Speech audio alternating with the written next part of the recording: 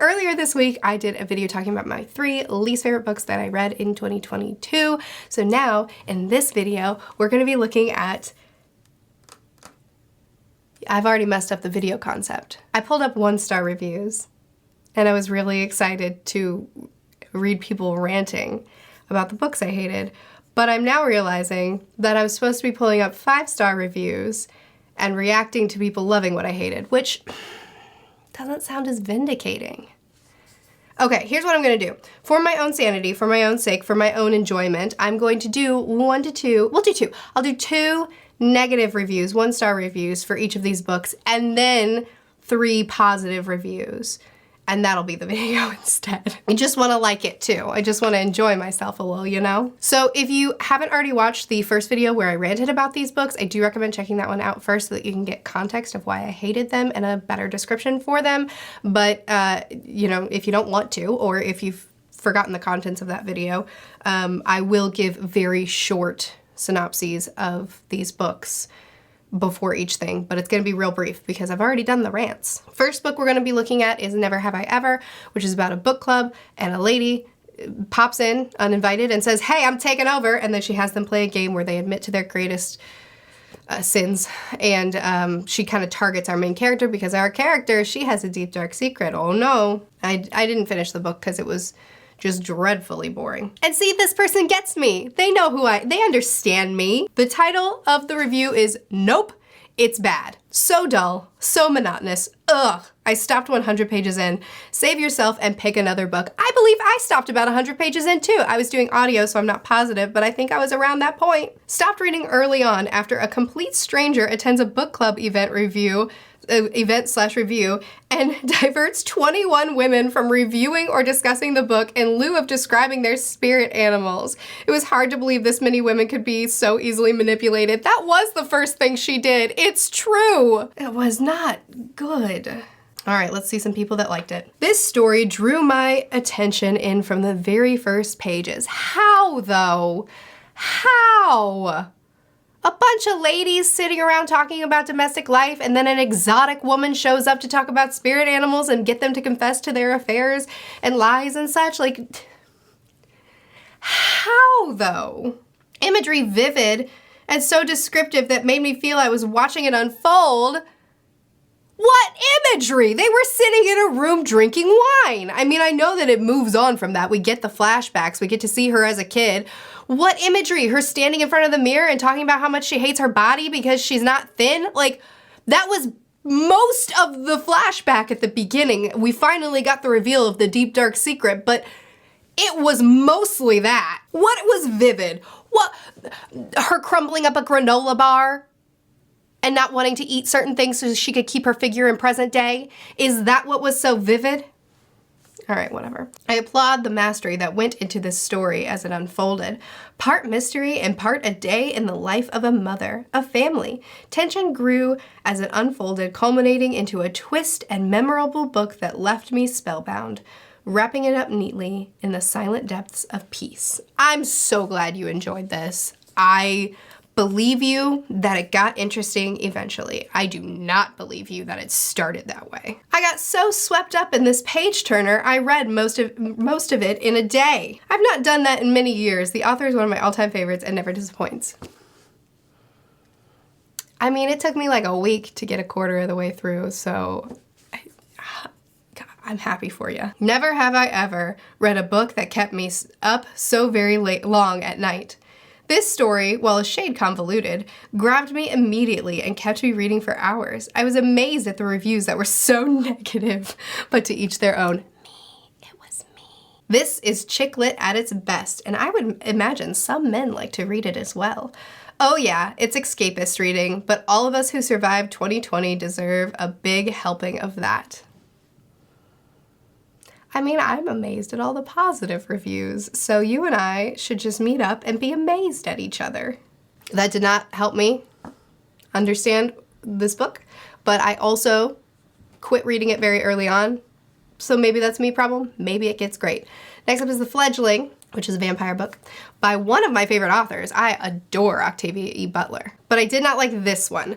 Now, the reasons I didn't like it were mostly because our protagonist, a vampire, wakes up in a 10-year-old body and has explicit relationships with a grown man. And that was the core of me just really not liking reading this book. There were other details that went into it, but I don't need to rehash it all here. All I'll say is that the plot was fine, but I just really didn't like reading that aspect of it. I did get several comments on my Worst Books of the Year video of people saying it sounds like Octavia E. Butler was trying to have a conversation about predatory relationships. And I gotta tell you, that's why I read as much as I did. That's why I kept going, because Octavia E. Butler is an author that loves to break down concepts and have really nuanced discussions within her story. She loves to dig into really complicated topics, and she did in The Fledgling. She dug into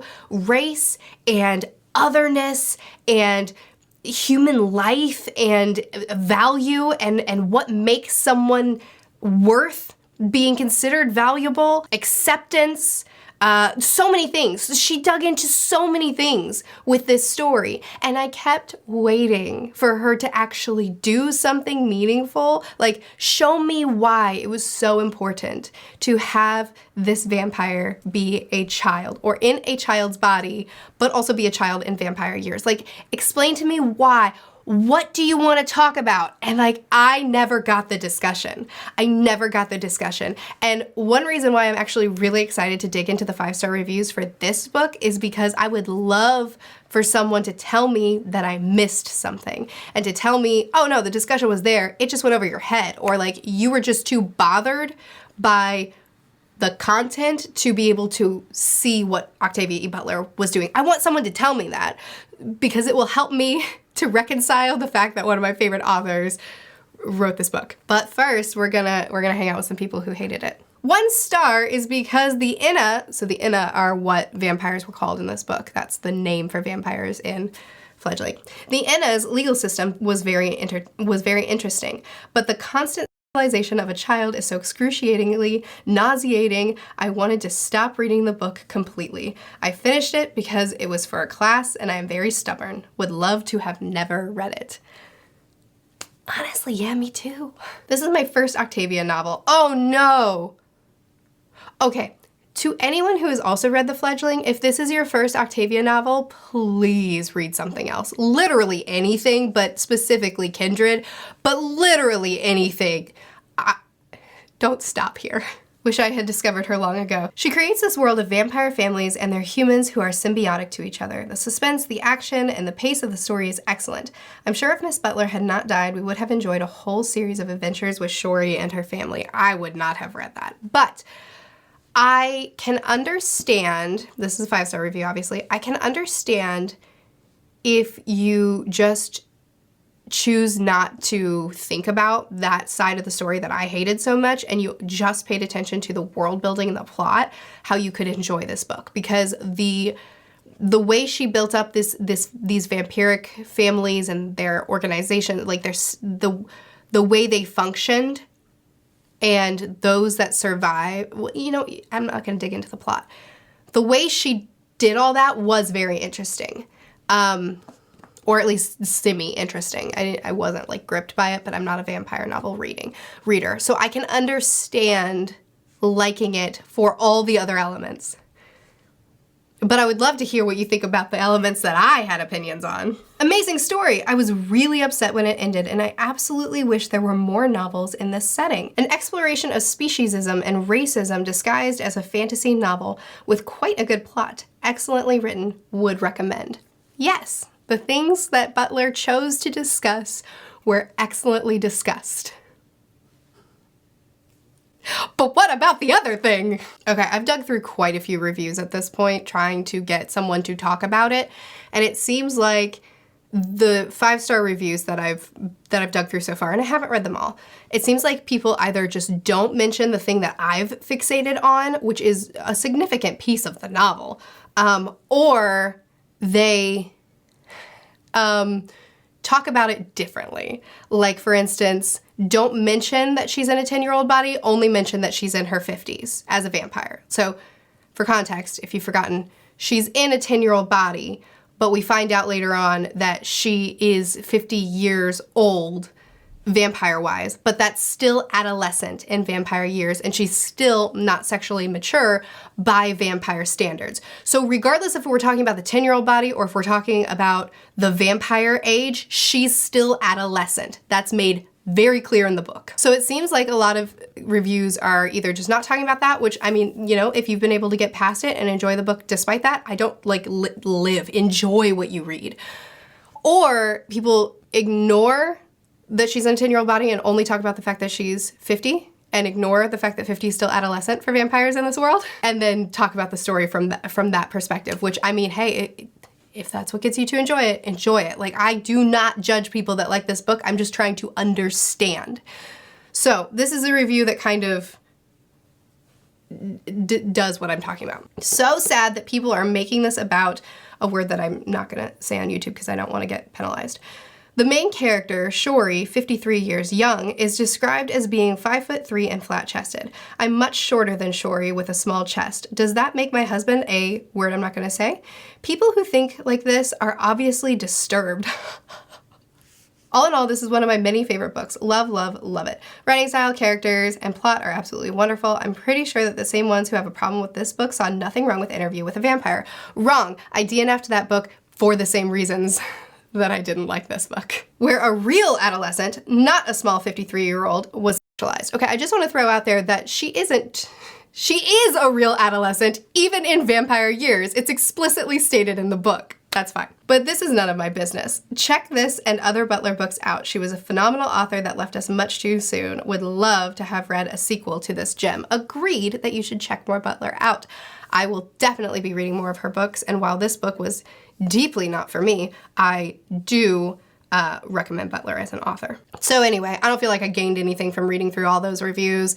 I don't feel like I've learned that I missed something. I think the book just is what it is, and you can either handle the content of it or you can't, but I don't think something deeper was discussed with the thing that I deeply hated about it. Unless I read the wrong reviews. I don't know everything. Next up, the one that I'm the most excited to discuss is Small Game. This is a survival story. It's a reality TV show. She's going on the show to survive, and she has survival skills. Her name's Mara. She has survival skills, and shucks, this is gonna be a tough one. Okay, keeping it spoiler-free still, because there's a video where I dig into the spoilers of why I didn't like this book. So keeping it spoiler-free for this video, a twist happens that was a great idea and a terrible execution. So, 1 star. The ending swiftly turned this book from a 4-star to a 1-star. What a waste of time. Could not agree more. You are my family. I was enjoying this book so much. It was an easy 4-star. I don't even rate things, but I agree with that. And then it swiftly turned to a 1. Wow. You know me. If you are looking for a thriller/mystery survival story, this is not the right one. For most of the story, the main 4 characters just talk, trying to find food or etc. The ending was rushed and had no answers. The story had so much potential, but ended up being a big flop. So I don't agree with the beginning of the review. I found the survival aspects of this survival story quite interesting. She definitely dug into the nitty-gritty, like building a fish trap and having to use materials to be able to do it because they didn't have what they needed wasn't provided. So being resourceful in that, finding plants that they could eat, and like all these different elements were very, I guess, if you're not super interested in the details of survival, I could see this not being very interesting, but I mean, it was a survival story and I liked it. I thought that it was very interesting. But the story had so much potential, but ended up being a big flop. That, my friend, would agree. All right, let's get a couple of negative Nancys in here. Oh wait, the other way around. I'm the negative Nancy. Let's get a couple of positive Marys up in here. I'm not sure why I chose Mary. Positive Petunias. Patties. Positive Patties.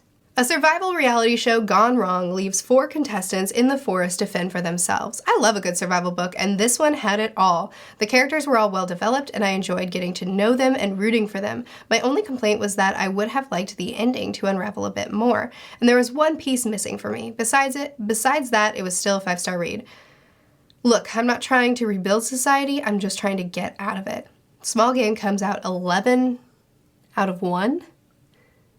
What is that rating scale? What? Anyway, I don't really agree with much of this review.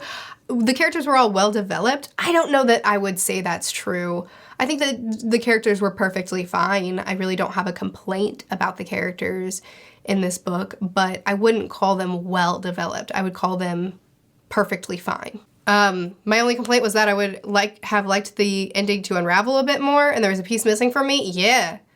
That's like my whole review of the book. It needed to explain itself and actually put the pieces together a little bit. Like, don't get me wrong, I love an open-ended book, and I love a book that answers some questions and leaves some things hanging so you have to sort through it, but this book answered nothing. All it did was give some, like, one person gave a theory, I think maybe this happened, and then we got a clue that maybe something happened, but nothing was ever explained, even minorly. We, the readers, were left to just assume what actually occurred, which means that the big twist wasn't actually a twist. It was just a weird thing that happened that they don't want to talk about. Well, the author doesn't want to talk about. Even at the end, okay. Anyway. Okay, the beginning of this review is just a summary, which you don't need because I've already summarized. So the author was on a survival show. So I can believe their scenario of random disorganization for days until someone realizes how dire the situation is and steps up to lead. So I didn't know that this author was on a survival show. That's actually really funny. So if this author was on a survival show and then went on to write this book, like how much of a, you guys really sucked at your job was this book really? Now, here's the thing. I used to watch reality TV. I loved it. I don't watch it anymore because I just don't really watch TV, but I still watch YouTube videos summarizing the reality TV shows that I used to watch so that I can still see the mess without actually having to sit through it. It's a very specific waste of my time, but it's what I do. And in those videos that I watch, there's a lot of commentary about behind the scenes things and stuff that the cast members have revealed. And so like, I'm very privy to how manipulative and sometimes disturbing this kind of stuff is. As well as somebody mentioned in my video, they were like, do you really think that it's not possible that people could be so incompetent? Like, have you not heard of Fire Festival? And yeah, dude, I watched a documentary on it. Fire Festival is fascinating. But my problem isn't, and I'm not gonna say spoilers, my problem isn't, it's not that I don't believe that twists like this can happen.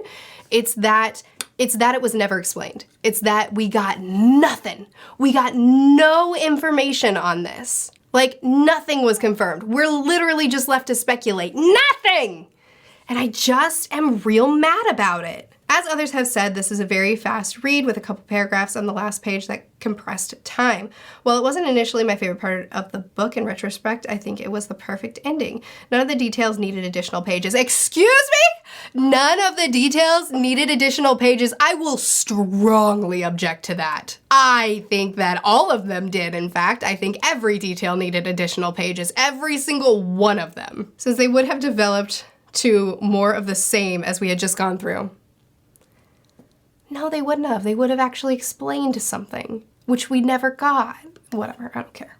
I do care. I'm mad about this. I loved the ending for what it's worth.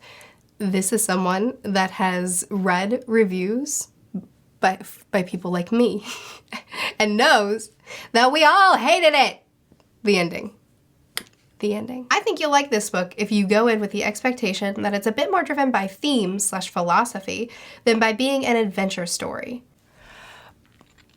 Okay, I can't say I agree with that. She does very blatantly in the book show that reality TV needs to be re-examined and is not good to its contestants very often. And like, there's survival, there's like how far people will go, there's coming together. Like, I guess you could say there's things, I wouldn't say that she deeply explored really anything. She just kind of bluntly showed the darker side of being a reality TV show contestant, and then wrote a survival story that was poorly plotted out and completely unsatisfying.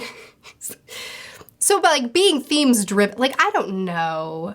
I would say like, if you're not talking about literary fiction, which is always themes driven, and you're talking about like genre fiction, like a thriller or a survival story, I don't know what, I guess survival stories probably fall into the thriller category. I don't actually know. Doesn't matter. The point is, if you're talking about that, then like Octavia E. Butler is in this video, and she's one of the best themes driven genre writers. Like, she writes sci-fi and fantasy, and her books are always themes driven, and she always has something to say. And like, I wouldn't say that this book does that. I would say that this book has a very blunt look at reality TV, but then all the other things that are discussed within the novel, I don't really think are really deeply explored. Even the reality TV thing, I don't think is really deeply explored. It's just kind of blunt, which I liked.